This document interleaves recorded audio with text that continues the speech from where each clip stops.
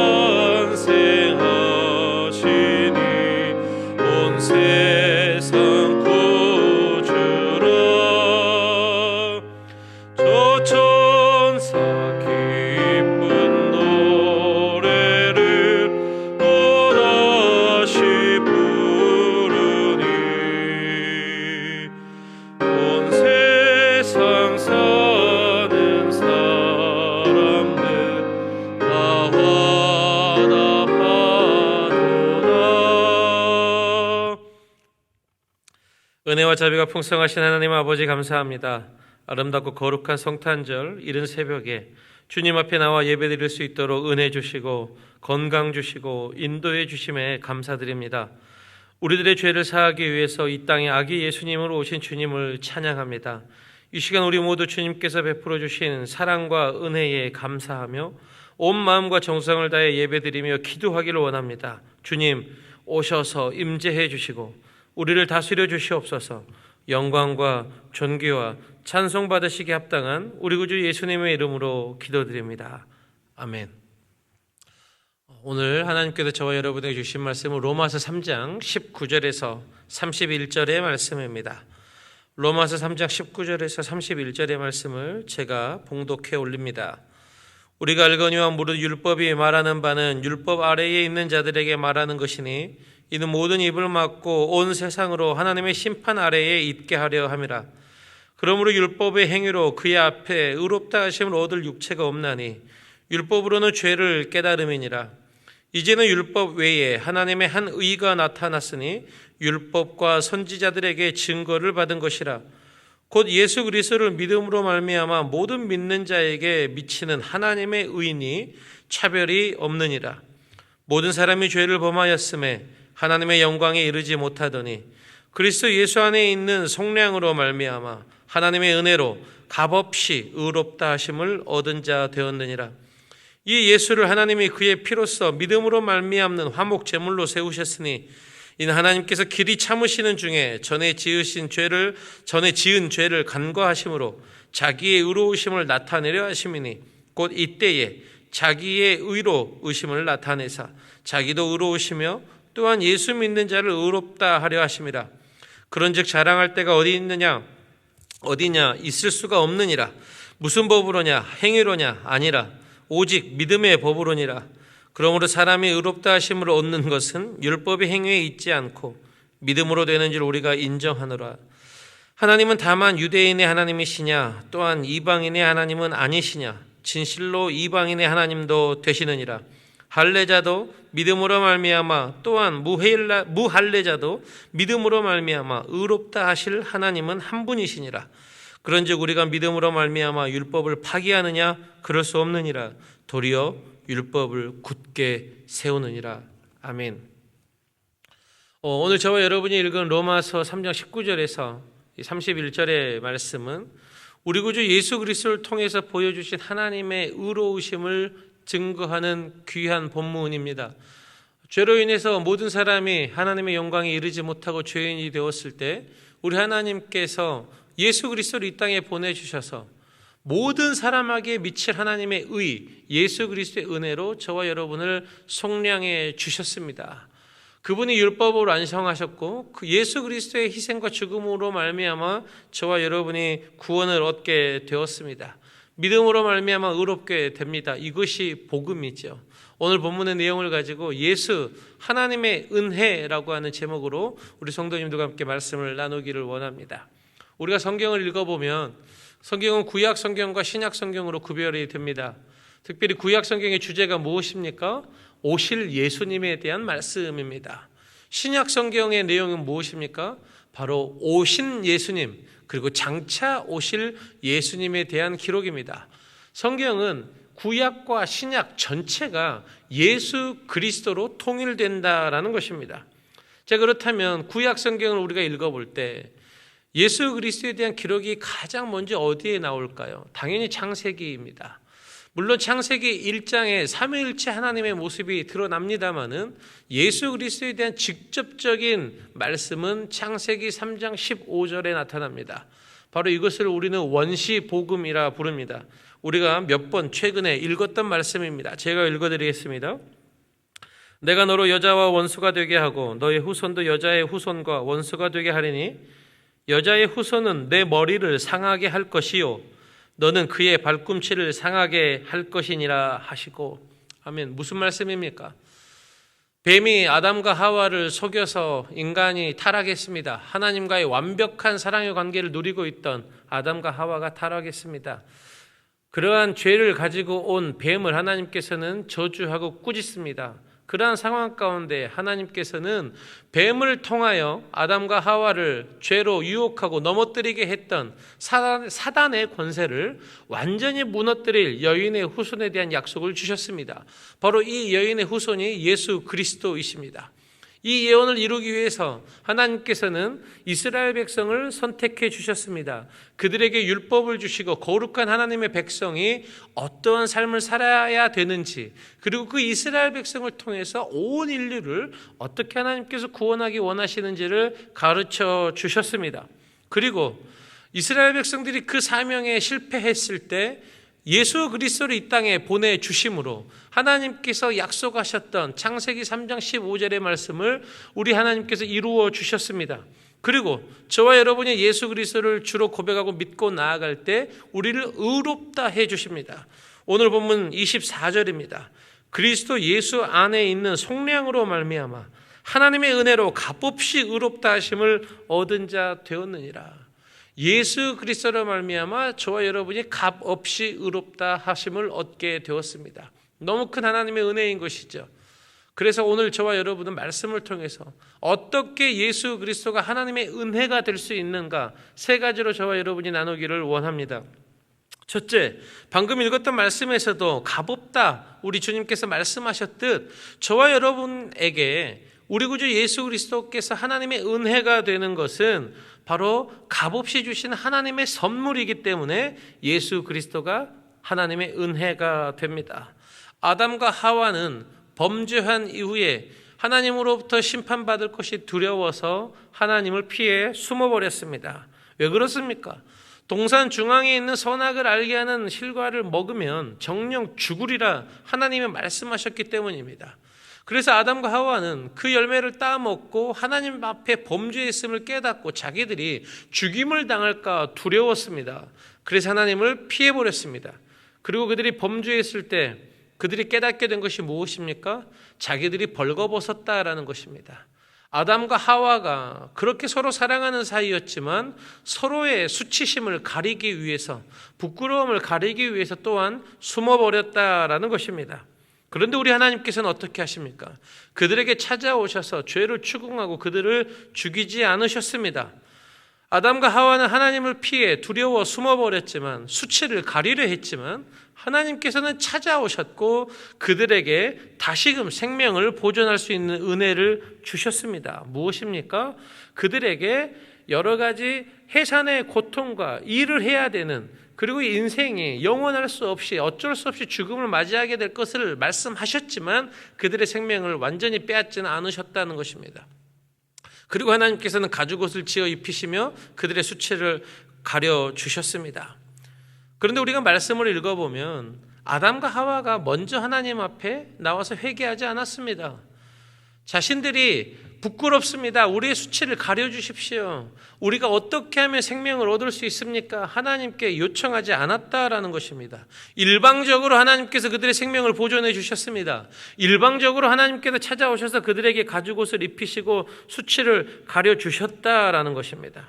마찬가지입니다. 오늘 아담과 하와의 생명을 보존하시고 그들의 수치를 가려주셨던 하나님께서는 저와 여러분, 죄로 인해서 죽을 수밖에 없고 죄로 인해서 수치스러울 수밖에 없는 저와 여러분들에게 찾아오셔서 예수 그리스도를 통해서 구원의 은혜를 베풀어 주신다라는 것입니다. 그리고 저와 여러분에게 그 구원의 은혜를 베풀어 주실 때, 너희가 나에게 이렇게 할 때, 이렇게 조건을 채우면 내가 은혜를 부어주리라 말씀하지 않으신다라는 것입니다. 우리 하나님 아버지께서는 저와 여러분에게 값없이 은혜를 베풀어 주셨습니다. 은혜를 이야기할 때 저는 필립 얀시의 정의를 항상 인용합니다.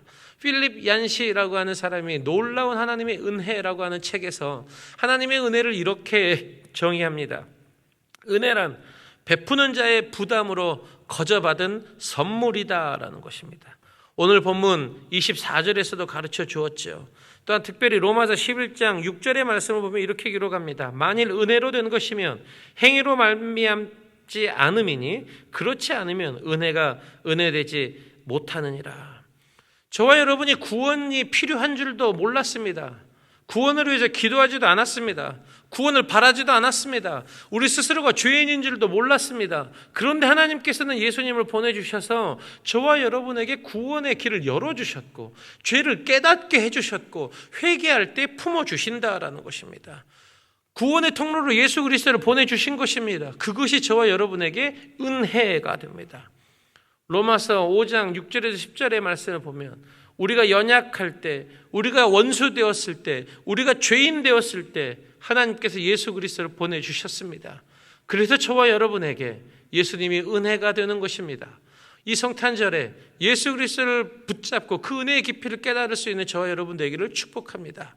둘째, 우리 구주 예수 그리스도께서 저와 여러분에게 은혜가 되는 이유는 바로 예수 그리스도로 말미암아 무너졌던 하나님과의 관계가 완전히 회복되었기 때문입니다.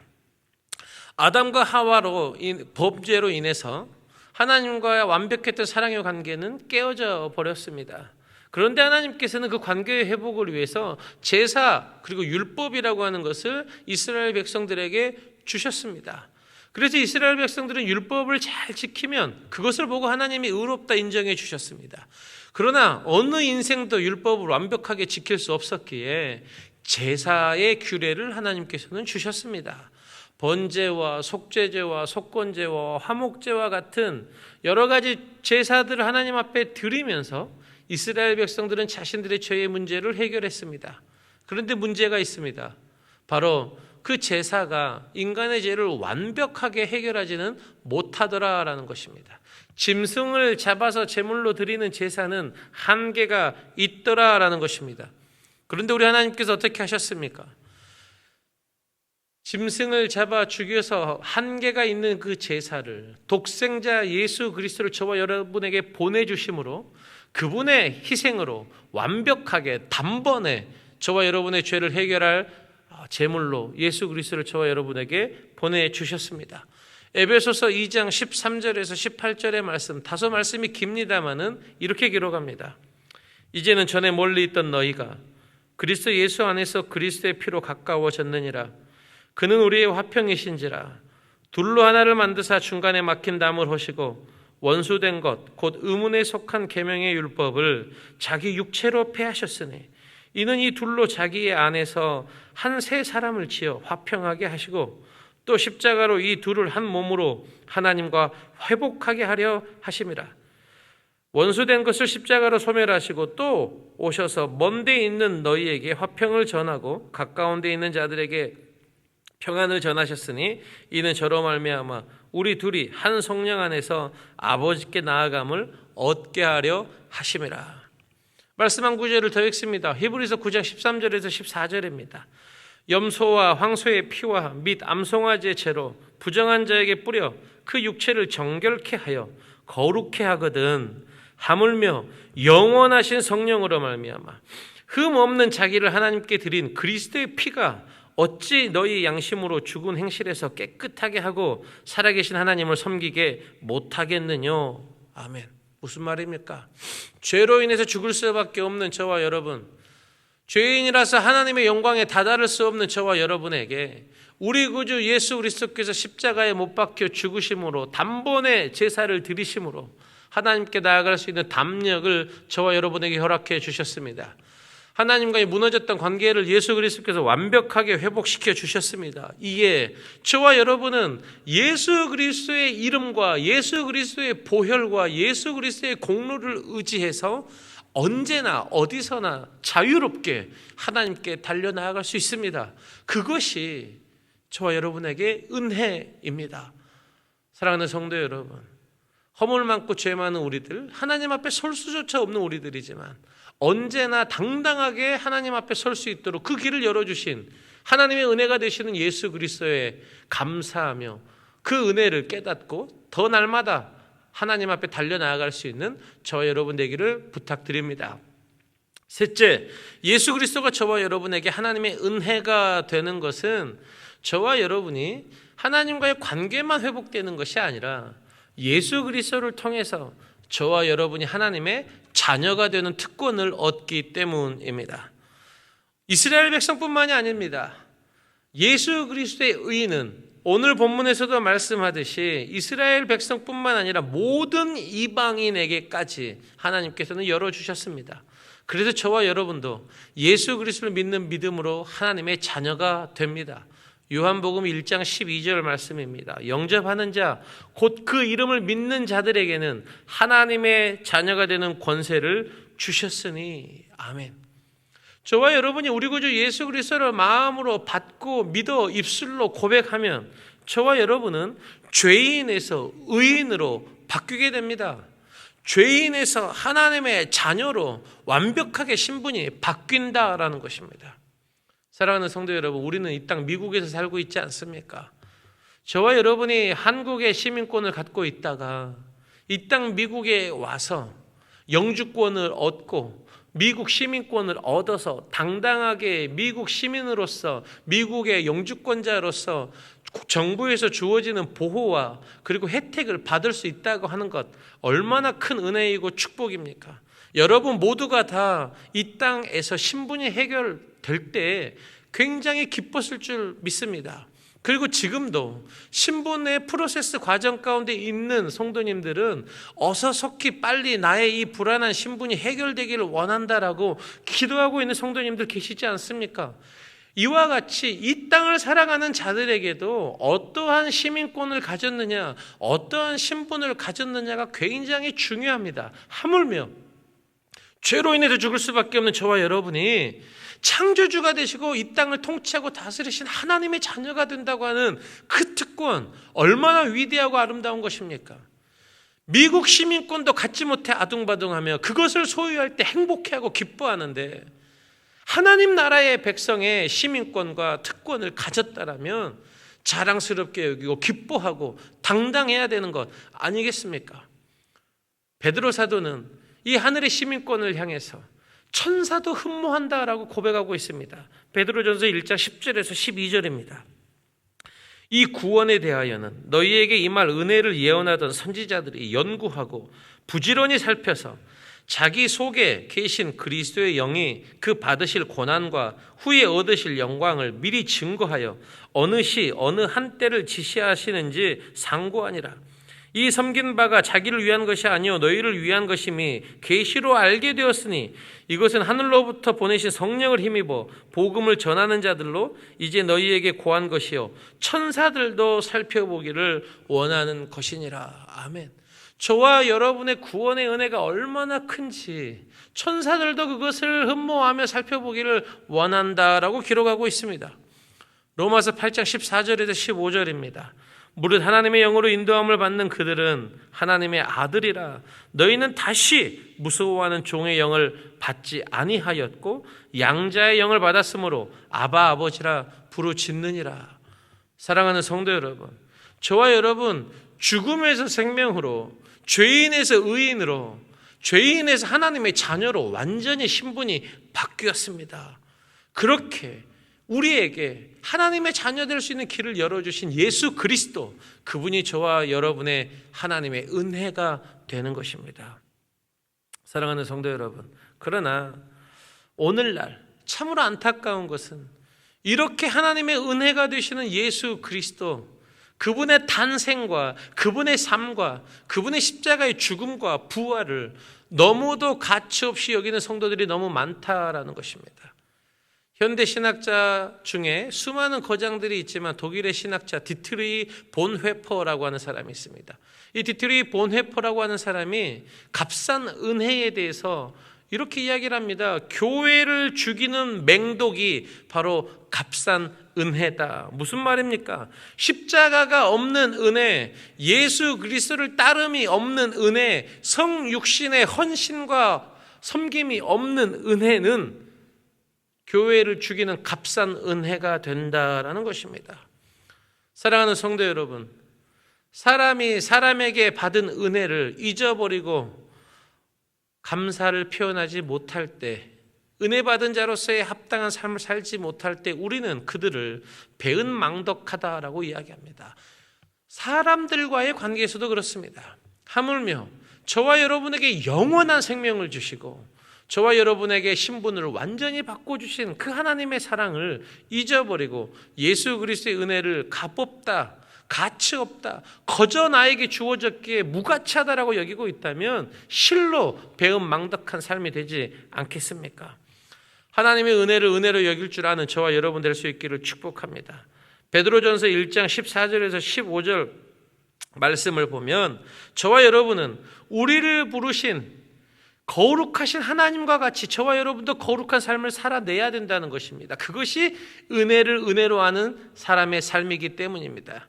나아가 요한일서 4장 7절에서 8절의 말씀을 보면 예수 그리스도의 은혜를 은혜로 깨닫는 자는 서로 사랑해야 된다라는 것입니다. 왜 그렇습니까?